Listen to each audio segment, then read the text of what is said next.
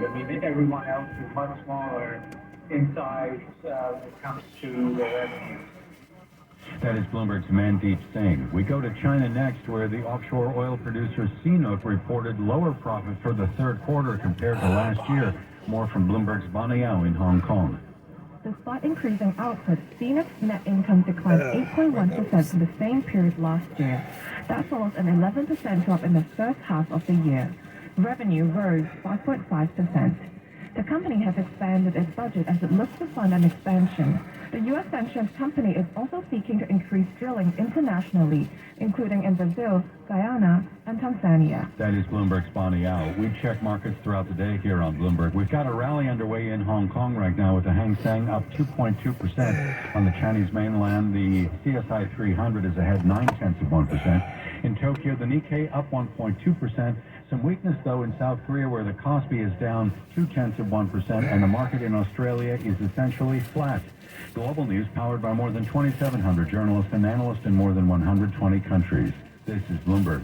Wherever your business takes you, Bloomberg 960 is here with you. Breaking economic news crossing the Bloomberg. Powered by 2,700 journalists and analysts. So let's get to some of the day's gainers. In more than 120 countries around the world. We are seeing a flatter picture for European stocks this morning. We're the only 24/7 global business radio platform. This market regime is going to come with more volatility. Bloomberg 960 and 103.7 FM HD2. Bridge Bank knows the ins and outs of business ups and downs by providing flexible financial solutions to business owners of small to mid-sized companies across a variety of industries throughout the Bay Area. Bridge Bank is deeply rooted in the business community and part of a network of professional service providers, business managers, trusted advisors, and entrepreneurs. Visit bridgebank.com. Be bold. Venture wisely. Bridge Bank, a division of Western Alliance Bank, member FDIC. Citrin Cooperman presents Tax Chat with Joseph Mose, tax partner in Citrin Cooperman's real estate practice. The Tax Cuts and Jobs Act of 2017 imposed new limitations on the deductibility of interest expense for many businesses. Now the limitation is even more strict. Depreciation and amortization expense are now factored in as reductions to taxable income for interest limitation purposes. This results in significant decreases to deductions that businesses can take. Helping clients plan for the possible is what we do at Citrin Cooperman. We factor in a company's unique circumstances to develop an approach to help reduce overall tax liability.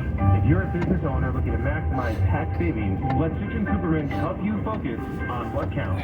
For more tax chats from Citrin Cooperman, visit citrincooperman.com. That's CITRIN Cooperman.com. They focus on what counts by providing critical industry insights and professional services to clients for over 40 years.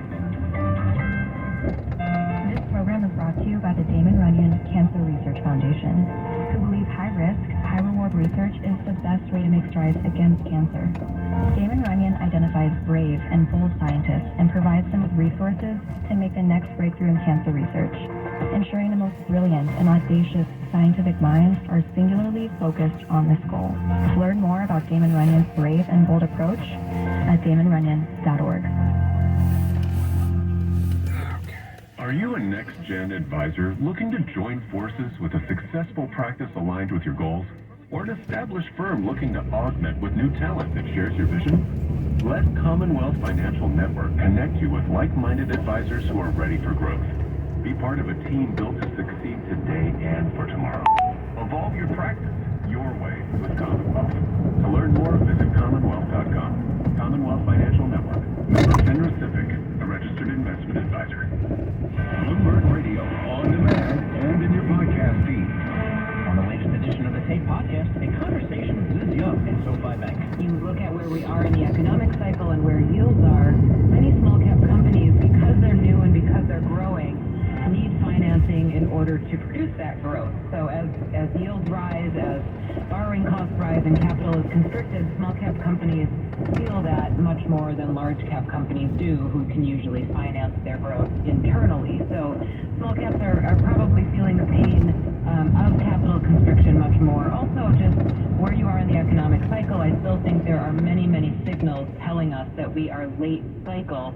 Small caps tend to outperform in early cycle, so we would need to finish late cycle, get through probably a bit of a slowdown, and then restart the early part of the cycle, which I just do not think is where we are today. What are small cap stocks in the technology sector telling us at this point? Because typically, if they're holding up better, that could mean brighter times ahead for small caps. Are we seeing any indication of that right now? I think sectors as a whole, as you move down the market cap spectrum, the makeup is very different. So technology is one of those. Obviously, you're not seeing big tech stocks in the behavior that we're seeing in big tech stocks. You're not going to see that in the small cap space. Generally speaking, in small cap tech, you're seeing things that are down the supply chain. So they're making components, or maybe they're early software companies. So they're still going to be quite sensitive to moves in the market and probably quite sensitive to yield. Small cap is actually quite dominated by things like healthcare, and the differences in industry makeup of healthcare can affect the performance of small caps tremendously.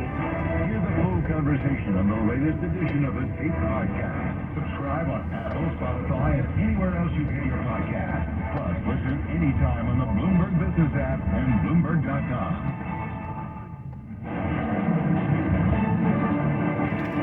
This is Bloomberg Law with June Grosso from Bloomberg Radio. Is Lee Rothschild among the most prolific inventors of his generation, as he sees himself? Or is he a patent troll, as his critics see him? Rothschild is listed as the sole inventor of more than 130 patents, but his network of companies don't make any products. He readily admits his entire business model is built around monetizing his intellectual property through litigation and licensing. And there appears to be more litigation than licensing. Joining me is Laurel Calkins, Bloomberg Law reporter, who's interviewed and written about Rothschild. Laurel, tell us what Lee Rothschild has invented. Well, first of all, you have to understand that Lee Rothschild is in a handful of unique individuals in the country, and that he's both a bona fide inventor and a patent troll.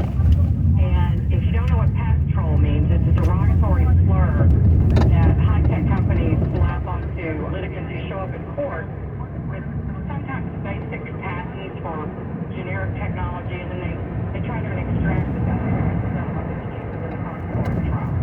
Well, Rothschild's in a different camp. He is an actual inventor. He has 130 patents solely in his name. He started when he was 20. He's now 75.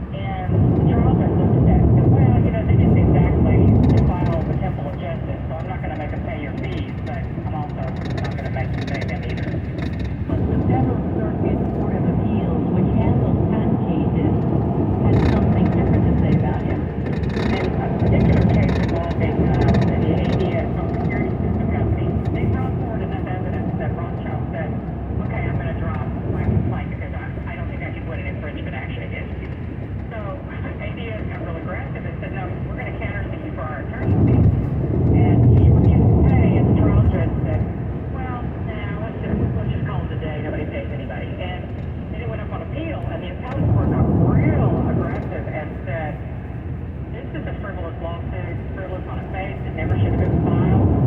And we're going to require the Rothschild entity to pay ADS attorney fees, which is like $43,000.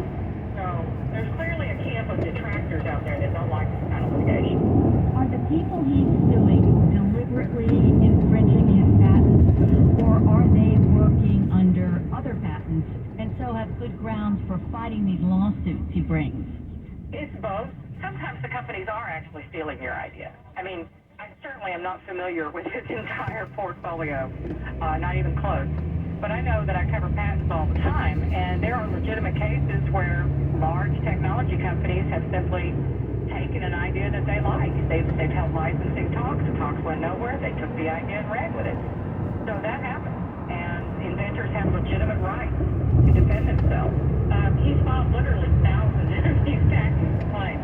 And he's gone after big names. He's sued Google, he's sued Roku, Apple, Samsung. I mean, you look up any high-tech company and he's probably filed an action against them. I mean, that may be a bit too broad, but it's pretty clear. And sometimes patents are an addition to an idea, so it becomes kind of a gray zone as to what would fly in front of a jury and what wouldn't. And he tends to file his cases in patent-friendly jurisdictions. There's two primary patent courts in Texas, and he files in both of them. And they're both notorious for having juries that return whopper awards in favor of plaintiffs. So he's kind of got the choice of courthouse on his side when he files. You talked to a professor who said it's an urban myth that Texas is a haven for patent trolls, but that's what I've always heard. There have been plenty of stories about patent suits in Texas. Well, yeah, I think Texas, the two particular Texas courts in Waco and in Marshall, which is in Deep East Texas, they deserve their reputations as patent havens, troll havens, for two reasons. First of all, the judges are former patent attorneys. They understand patent law very, very well. The other thing is they get so many patent cases that it simply becomes a numbers game. Most litigation in the United States, patent cases, including themselves, and they never go to trial. Because you've got thousands and thousands more cases being filed in your court, odds are a few of them are going to go to trial. And Texas juries are sort of notorious for punishing people who steal from little guys. So if an inventor can get their story in front of a jury that you stole my idea and it's David versus Goliath and you owe me, a lot of times the Texas jury will reward that story. But what's really interesting about Rothschild is he's never gone to trial, ever. He's filed thousands of these lawsuits. In fact, I think we counted he has 80 filed since 2021 alone in the U.S. And he's never gone to trial. He settles or drops every single one of them. Isn't that amazing? And he's got a team to support his litigation efforts. Absolutely. His business model is that he works with two different groups of people. He has a team of patent researchers who are based in India, and they are very familiar with patents in the Rothschild entity's portfolio, and they actively go out and search for potential infringers that they can bring actions against in court. They do it in other parts of the world. That's so only followed in the United States. But the researchers bring potential candidates forward, and then a team of lawyers that Rothschild employees look them over and say, that's a potential winner, that was a no-go, and they make their choices there. Then he has another side, on the invention side, he employs a team of patent attorneys in Florida where he lives that also work with some in London, where he bounces his ideas off of these lawyers and say, I've come up with this idea about this invention, should we patent that? And they research it to see if somebody else has already patented the idea, and then they go forward with that. So he has employees on both sides, helping him patent his inventions and helping him prosecute potential infringers of his inventions. He told me he has right now at least 200 applications in process backlog within his own invention team that they just haven't had time to fully finish out and send over to the patent office. He says he has dozens pending at the patent office. Waiting to be approved. That's not busy. Coming up next, efforts to solve the problem of patent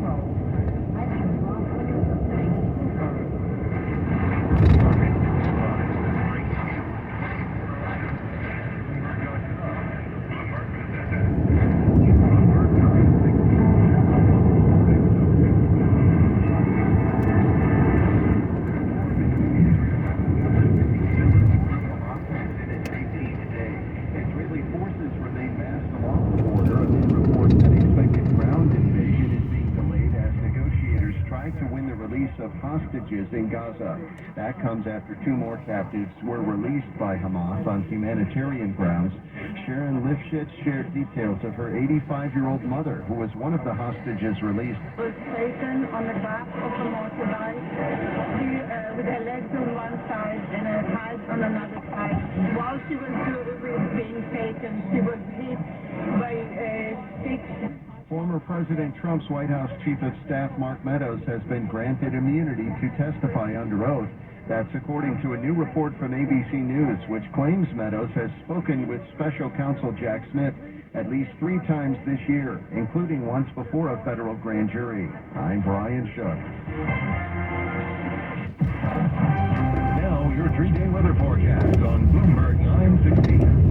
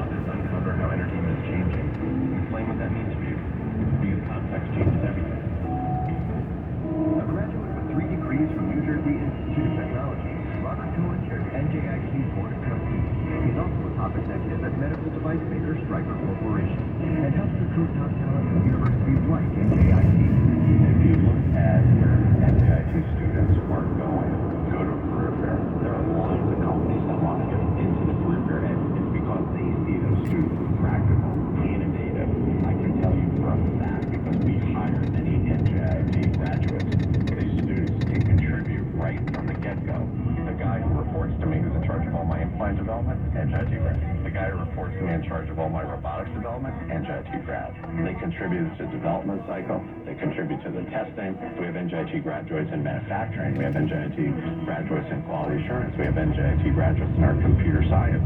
These students are some of our best. NJIT, New Jersey Institute of Technology. Learn more at njit.edu. Missed your favorite show on Bloomberg 960? Bloomberg Business Week, Masters in Business, Bloomberg Intelligence, and more are also available as podcasts. Listen today on Apple, Spotify, and anywhere else you get your podcasts.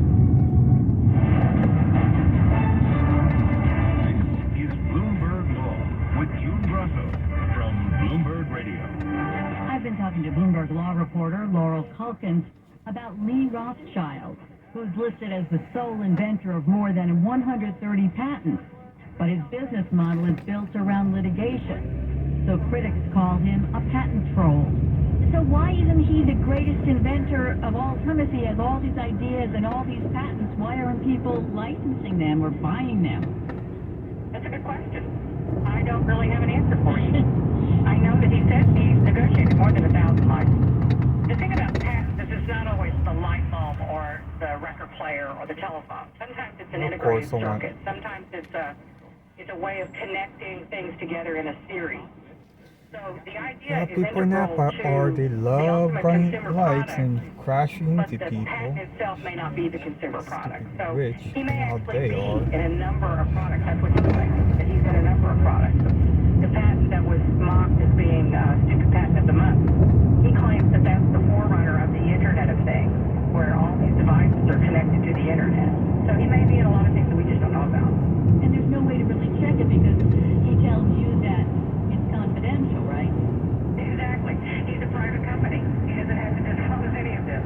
We went into the patent records at the patent office, and the abstracts are somewhat hard to understand sometimes, and they don't always record licensing. Licensing agreements don't have to be recorded anywhere that I'm aware of. So, yeah, you can't verify what he has to say.